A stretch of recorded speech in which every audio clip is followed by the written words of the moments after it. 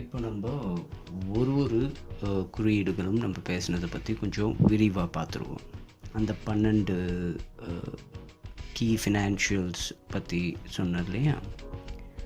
இப்போது முதலாவது நம்ம பார்த்தது price to earnings ratio. Price to earnings ரேஷியோனா கரண்ட் மார்க்கெட் ப்ரைஸ், அதாவது இன்றைய சந்தை மதிப்பு, அதை ஏர்னிங்ஸ் பெர் ஷேரால் டிவைட் பண்ணிங்கன்னா உங்களுக்கு பிஇ ரேஷியோ என்னன்றது கிடச்சிடும். பண்ண வேண்டியது என்னென்னா, கரண்ட் பிஇ இந்த வருடத்துடைய இந்த நிதியாண்டினுடைய price to earnings ratio with historic BE.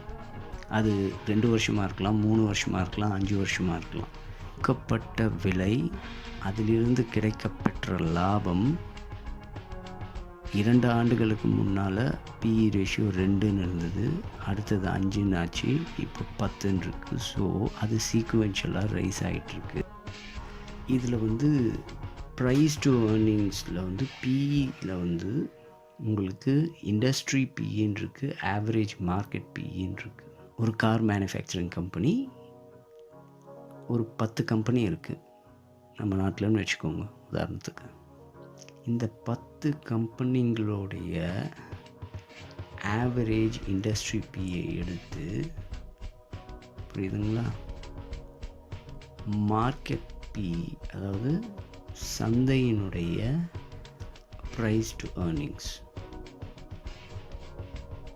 இதை கம்பேர்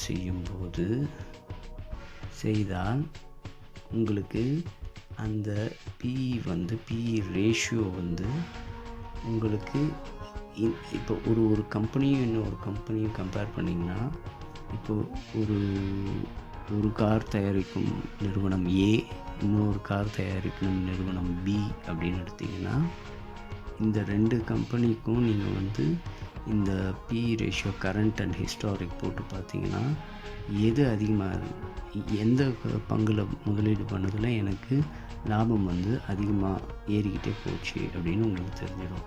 அதே மாதிரி அந்த இண்டஸ்ட்ரிக்குன்னு ஒரு ஆவரேஜ் பிஇ இருக்கும். அந்த செக்டாருக்கு, கார் மேனுஃபேக்சர் பண்ணுற கம்பெனிங்களோட பிஇ எல்லாம் ஆவரேஜ் எடுத்து மார்க்கெட் சந்தையினுடைய பிஇ ஆவரேஜும் எடுக்க முடியும்.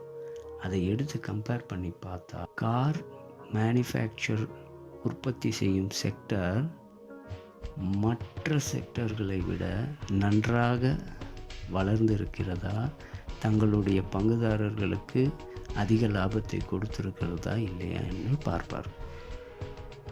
நோட், இதில் முக்கியமாக சில டைம் பார்க்க வேண்டியது என்னென்னா, PE ratios can be hyped by debts too. அதாவது இப்போது ப்ரைஸ் டு ஏர்னிங்ஸ் ரேஷியோ அப்படின்றத பார்க்கும்போது சில நேரங்களில் அந்த நிறுவனம் நிறைய கடன் பத்திரங்களையோ கடன்களையோ முதலீடுகளாக உள்ளே எடுத்தால் இது பெரிதாக தோன்றும். ஸோ அந்த நிறுவனத்தின் கரண்ட், அதாவது இந்த நிதியாண்டு போன நிதியாண்டு கடன்கள் எவ்வளவு, புதிய கடன்கள் எவ்வளவு வாங்கியிருக்காங்க என்னன்றதை நம்ம தெளிவாக அனலைஸ் பண்ணணும். இங்கே இதுவும் ரொம்ப முக்கியமான விஷயம். ஒரு பங்கை வாங்கிறதுக்கு முன்னாடி it's called price to book value. Book value is the value of assets in the accounting books of a company. நல்லா புரிஞ்சுக்கோங்க, அவர்களுடைய லெட்ஜரில் அவர்கள் மென்ஷன் பண்ணி இருக்கக்கூடிய value in the books of a company. The value is based on the original cost of the asset. அந்த சொத்தினுடைய அசல் விலை, ஒரிஜினல் காஸ்ட் மைனஸ் டெப்ரிசியேஷன் சொன்னாங்க.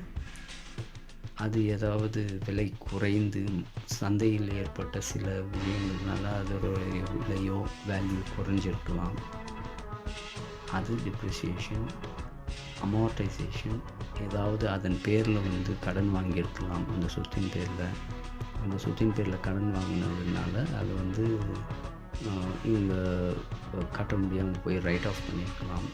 Amortisation and impairment cost against the asset.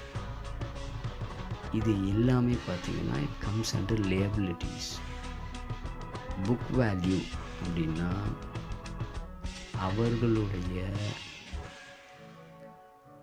Accounting புக்ஸில் அவங்க mention பண்ணியிருக்கக்கூடிய value, depreciation போய், write offs போய், impairment or maintenance cost இதெல்லாம் போய் இருக்கக்கூடிய வேல்யூ ஆர் அதர்வைஸ். இதுக்கெல்லாம் அதர்வைஸ் பேர் என்னன்னா லியபிலிட்டிஸ். நார்மலி முதலீடு செய்கிறதுக்கு முன்னாடி price to book is less than 1 means the stock is undervalued currently in comparison to its assets. அப்படி என்றால் புக் வேல்யூன்னு ஒன்று இருக்கும். அதே மாதிரி ரைட் ஹேண்ட் சைடில் எப்பவுமே வந்து இன்னொரு குறியீடு price to book value, book அப்படின்னு ஒன்று இருக்கும். இது பார்த்திங்கன்னா 1, 2, 3, 10, 20 அப்படின்னு இருக்கும். அதில் என்ன சொல்ல வராங்கன்னா, இந்த கம்பெனியோட book value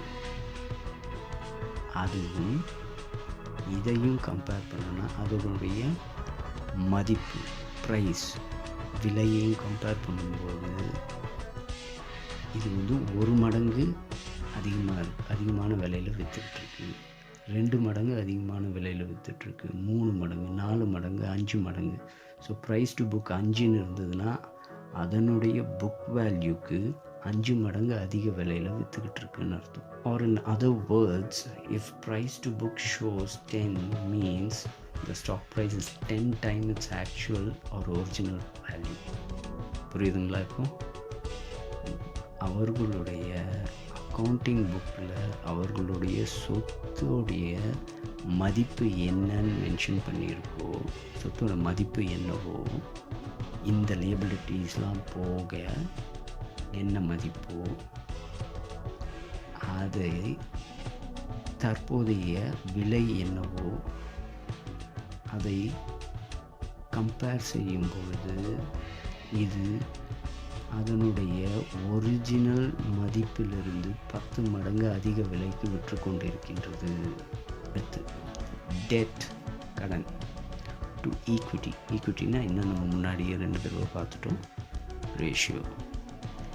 Debt to equity ratio is how much debt is involved in the business. எவ்வளவு கடன் இந்த தொழிலில் இருக்கின்றது, இந்த நிறுவனத்திடம் வாங்கி இருக்கின்றது. குறைந்த கடன் என்பது நல்லது. Low debt is considered better. Low debt is better for fundraising. உங்களால் 10 ரூபா கடன் வாங்கி மேனேஜ் பண்ண முடியும். அந்த இடத்துல 20 ரூபா வாங்கி வச்சுருக்கீங்க, இன்னொரு 10 ரூபா யாராவது தருவாங்களா? தரமாட்டாங்க. So low debt is better for fund raising, but this may not be the criteria for capital sensitive businesses like manufacturing. இதை ஏன் நான் இங்கே ஆட் பண்ணியிருக்கேன்னா, குறைந்த கடன் நல்லது. இப்போது திருப்பி அதே கார் மேனுஃபேக்சரிங் எடுத்துக்கணும். கார் மேனுஃபேக்சரிங்ன்றது ஒரு சாதாரண தொழில் அல்ல. மிகப்பெரிய நிறுவனம், மிகப்பெரிய ஃபேக்ட்ரிஸ், மிஷினரிஸ், ரொம்ப கேபிட்டல் சென்சிட்டிவ்னுவாங்க. அதாவது முதலீடு அதிக தேவைப்படக்கூடிய ஒரு தொழில், ஒரு செக்டார். அப்படின்னும் பொழுது அதில் கடன் என்பது மிகவும் முக்கியம், தவிர்க்க முடியாதது. ஸோ இப்போ ஒரு உதாரணத்துக்கு டாடா மோட்டார்ஸ் மாதிரி கம்பெனி அதிக கடன் வாங்கியிருக்குன்னா அவங்க அதிக அளவுக்கு அதிலிருந்து லாபம் ஈட்டுகிறார்கள், அதை செலுத்த முடியும். அந்த மாதிரி பெரிய ஃபேக்ட்ரிஸ், பெரிய ஃபெசிலிட்டிஸ்க்கு முதலீடு ரொம்ப அதிகமாக தேவை. Businesses like automobile manufacturing etcetera requires huge capital, hence debt is unavoidable and in many cases necessary. நான் சொன்னது பெரிய கம்பெனின்னும் போது பெரிய முதலீடு தேவைப்படுற கம்பெனிக்கு கடன் ஒரு முக்கியமான பங்கு. அதை கரெக்டாக மேனேஜ் பண்ணணும். அடுத்து நம்ம பார்க்க போகிறது operating profit margin, OPM. Higher OPM means operational efficiency and pricing power. திறம்பட எப்படி ஒரு பொருளை தயாரிக்கிறார்கள், எவ்வளவு திறம்பட அதை தயாரிக்கிறார்களோ அந்த அளவுக்கு ப்ரைஸிங் பவர், அந்த மார்க்கெட்டில் அந்த பொருளினுடைய சந்தை மதிப்பை தீர்மானிக்கக்கூடிய அளவுக்கு ஸ்ட்ராங்காக இருப்பாங்க.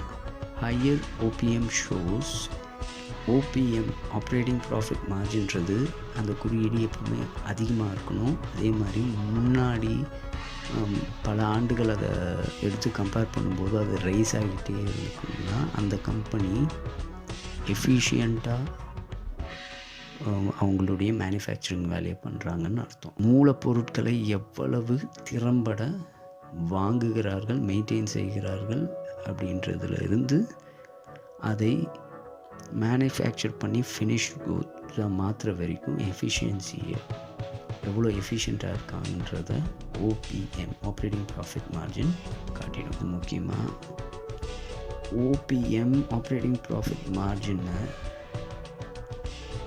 நான் சொன்ன மாதிரி ஒவ்வொரு பீரியட் ஆஃப் டைம், அதாவது 2-3 வருடங்களுக்கு ஃபினான்ஷியல் இயருக்கு பார்த்திங்கன்னா அது மேல் நோக்கி இருக்கணும், அதிகமாகிட்டு போகணும்.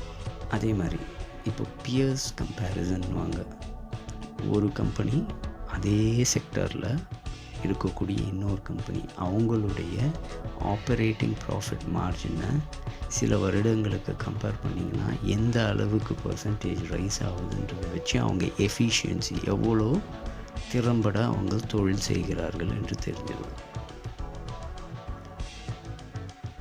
EV enterprise value or EBITDA, earnings before interest, tax, depreciation and amortization. இது நம்ம விரிவாக பார்த்துட்டோம். இது விரிவாகவும் இருக்குது. என்டர்பிரைஸ் வேல்யூன்னா என்னென்னா அவர்களுடைய சம்பாத்தியம், கடன், டெப்ரிசியேஷன் அதாவது சந்தை இறக்க ஏற்றங்கள், அமார்டைசேஷன் கடன் இருந்தால் ரத்து செய்வது, ரைட் ஆஃப்ஸ், இதெல்லாம் போக இதெல்லாம் லையபிலிட்டிஸ்ன்னு சொல்லுவாங்க. இன்ட்ரெஸ்ட், டேக்ஸ், டெப்ரிசியேஷன், அமார்டைசேஷன்லாம் இது ஒரு லியபிலிட்டி. அவங்களுடைய வருமானத்திலிருந்து இந்த லியபிலிட்டிஸ் எல்லாம் கழித்து விட்டால் அதற்கு முன்னால் இருக்கக்கூடிய ஒரு தொகை, அதுதான் EBITDA. இது எப்பவுமே இதுக்கு என்ன ஃபார்முலான்னா மார்க்கெட் கேபிட்டல், என்டர்பிரைஸ் வேல்யூக்கு இதுதான் ஃபார்முலா. மார்க்கெட் கேபிட்டல் சந்தையிலிருந்து எடுக்கப்பட்ட முதலீடு. நான் சொன்னேன் இல்லையா, கம்பெனி இருக்குது, 5 பங்குதாரர்கள் இருக்காங்க, 5 பேரும் ₹1 கொடுத்து அந்த பங்கை வாங்கியிருக்காங்க. ஸோ ₹5 மார்க்கெட்லேருந்து அவங்க கேபிட்டல் முதலீடாக எடுத்திருக்காங்க. ப்ளஸ் டெட் 5 ப்ளஸ் அவங்களுக்கு ஒரு ₹5 கடன் இருக்குது அந்த கம்பெனிக்கு. ஸோ ப்ளஸ் டெட் ₹5 ₹10 ஆச்சு. மைனஸ், இதுதான் ரொம்ப முக்கியம் இங்கே என்டர்பிரைஸ் வேல்யூவை கால்குலேட் பண்ணுறது, அவர்களிடம் இருக்கக்கூடிய கேஷ், லிக்விட் கேஷ், அவங்களுடைய அன்றாட வர்த்தக செலவிற்காக இருக்கக்கூடிய லிக்விட் கேஷ் மைனஸ் சந்தையிலிருந்து எடுக்கப்பட்ட முதலீடு, அந்த 5 பேர்கிட்டருந்து வாங்கின ₹5 ப்ளஸ் அவர்களுக்கு இருக்கக்கூடிய ஒரு கடன் ₹5. ஸோ ₹5 சந்தையிலிருந்து எடுக்கப்பட்ட முதலீடு, ₹5 கடன், இரண்டும் சேர்த்தால் ₹10 மைனஸ் அவர்கள் கேஷாக ஒரு ₹20 பேங்க்கில் வச்சுருக்காங்க அவங்களுடைய அன்றாட பணிகளை மேற்கொள்கிறதுக்காக ஒர்க்கிங் கேபிட்டல் மாதிரி வச்சுருக்காங்கன்னு வச்சுக்கோங்க. இதுதான் இப்போ எவ்வளோ, 10 மைனஸ் 20 10, இதுதான் என்டர்பிரைஸ் வேல்யூ. இது அதிகமாக இருக்கும் பட்சத்தில் அந்த நிறுவனம் மிகவும் ஆரோக்கியமாக இருக்கின்றது என்று அர்த்தம். EV will be high for fast growing companies and low for companies growing slowly. இது செல்ஃப் எக்ஸ்பிளனேட்டரி. EVன்றது அதிகமாக இருக்க வேண்டும். அப்படி என்றால் அந்த நிறுவனம் வேகமாக வளர்கிறது என்று அர்த்தம். அதிகம்னு எப்படி தீர்மானிப்பீங்க? அதே செக்டாரில் இருக்கக்கூடிய இன்னொரு கம்பெனியை எடுத்துப்பாருங்க. Issues used to value companies with lot of debt usually. அதிகமாக கடன் வாங்கி கேபிட்டல் சென்சிட்டிவ் பிஸ்னஸஸ் நான் சொன்னல, கார் மேனுஃபேக்சரிங், ட்ரக் மேனுஃபேக்சரிங், ரயில் மேனுஃபேக்சரிங், இந்த மாதிரி பெரிய முதலீடுகள் தேவைப்படுற நிறுவனங்களுக்கு அதிக கடன்கள் தேவைப்படும். கடன் வைட்டலாக இருக்கும். இந்த கடன்களை இவர்கள் ஒழுங்காக நிர்வகிக்கிறார்களா? இந்த கடன்களை நல்ல முறையில் அவர்கள் உபயோகித்து பெரிய நல்ல விஷயங்களை செய்கிறார்களா? கம்பெனியை விரிவுபடுத்துகிறார்களா? பெரிதாக வளர்கிறார்களா என்பதற்கு என்டர்பிரைஸ் வேல்யூ அப்படின்றத பார்ப்பாங்க. PE growth ratio, இது முன்னாடியே சொன்ன மாதிரி price to earnings ratio, earnings growth rate. PEG ratio of 1 means the stock value is reasonable. If less than 1 or 0, the stock is undervalued. அதாவது இந்த ரேஷியோ வந்து ஒன்றுக்கு மேலே இருக்குது அப்படின்னா ஓகே, இட்ஸ் அ ரீசனபிள் இது க்ரோத்துன்னு சொல்லலாம். இல்லைன்னா அது வந்து அண்டர்வேல்யூடாக இருக்குது. ஏன் அண்டர்வேல்யூடாக இருக்குதுன்னா க்ரோத் ரேட் வந்து கம்மியாக இருக்குது. அவர்களுடைய வருமானம் வருடம் உயரும் அந்த ரேட் வந்து கம்மியாக இருக்கும். அதனால் வந்து அந்த ஸ்டாக் அண்டர்வேல்யூடாக இருக்கலாம். Return on equity, net income divided by shareholder equity. இந்த நிறுவனத்தின் மொத்த நெட் இன்கம், வருமானம், ஷேர் ஹோல்டரோட ஈக்விட்டியை டிவைட் பண்ணிங்கன்னா உங்களுக்கு ரிட்டர்ன் ஆன் ஈக்விட்டி கிடைச்சிடும்.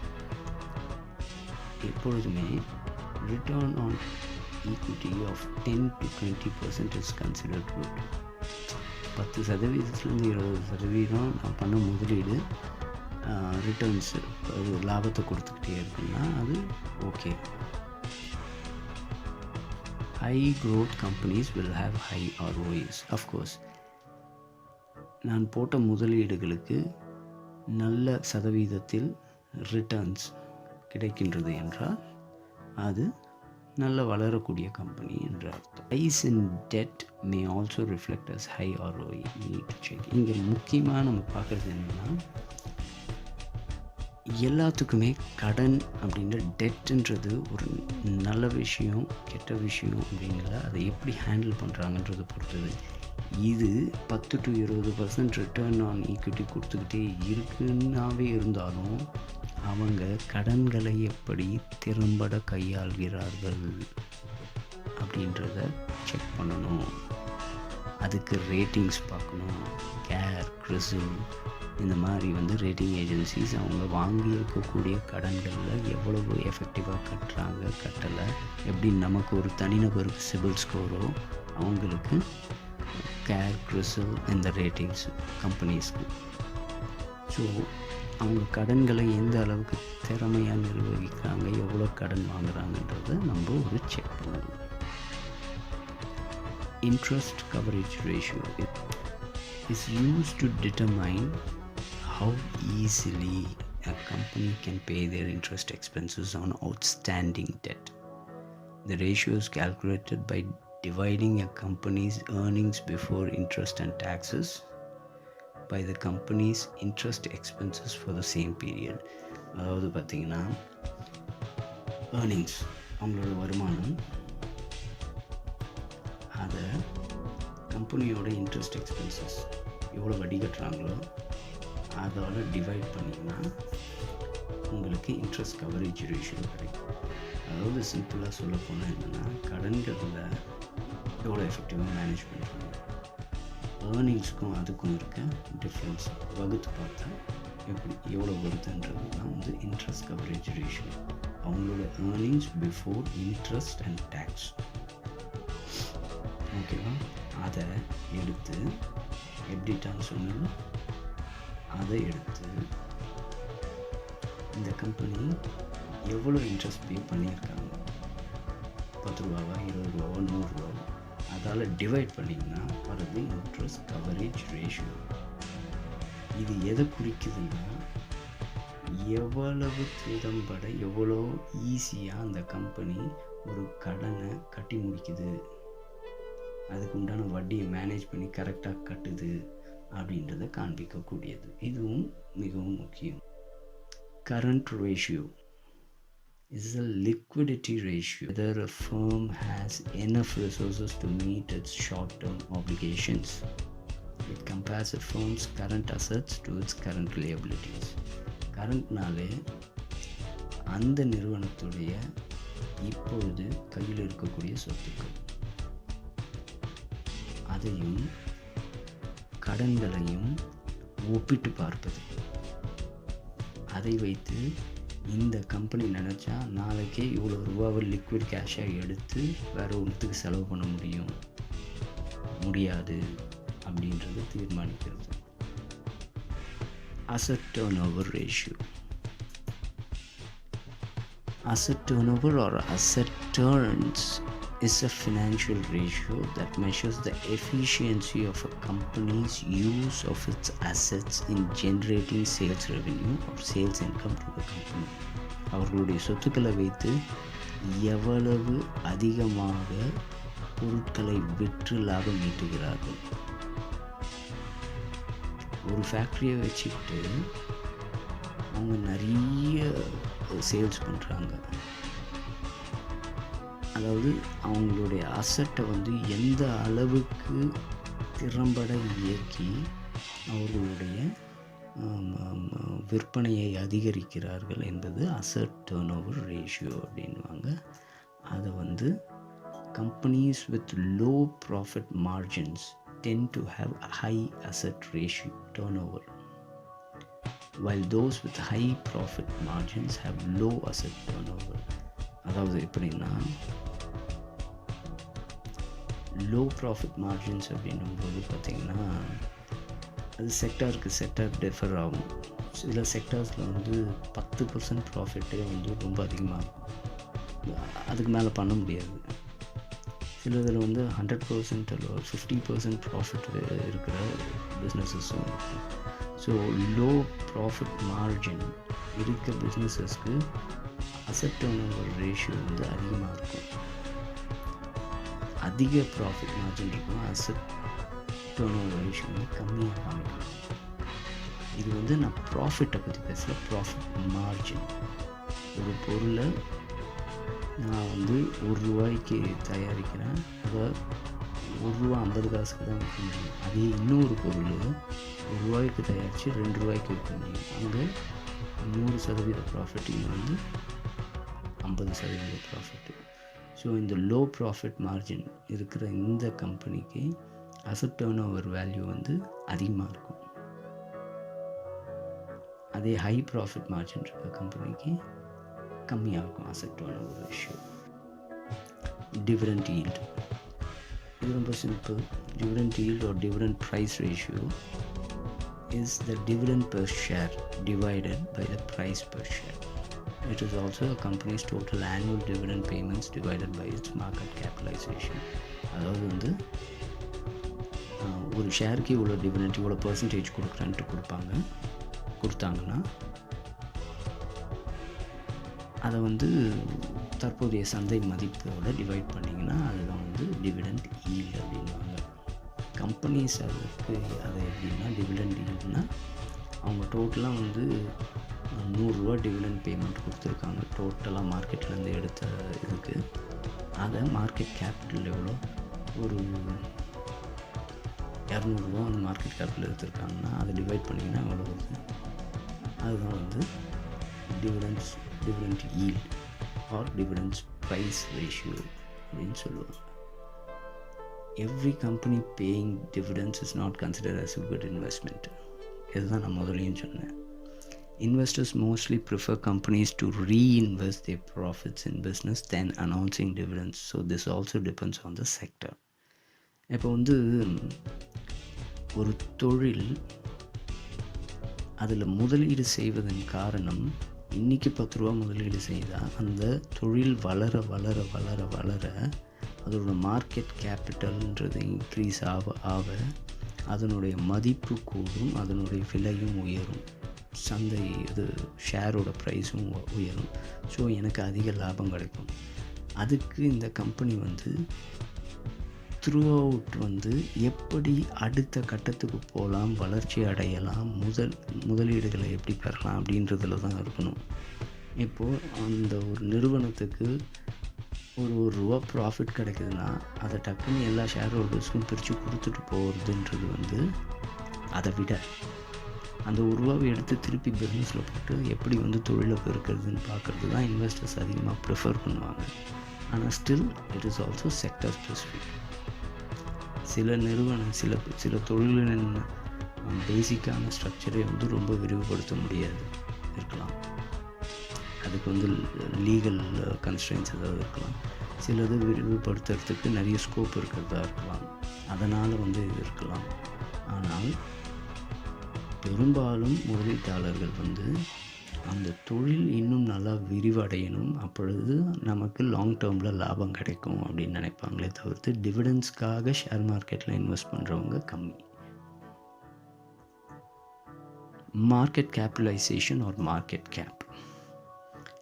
Market capitalization, normally called as market cap, is the market value of a publicly traded company's outstanding shares.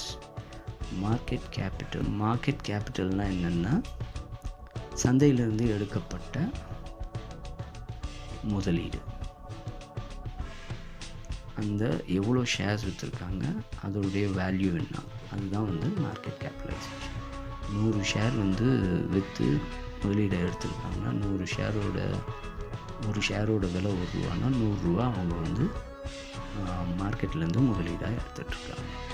இதுதான் மார்க்கெட் கேபிட்டல்.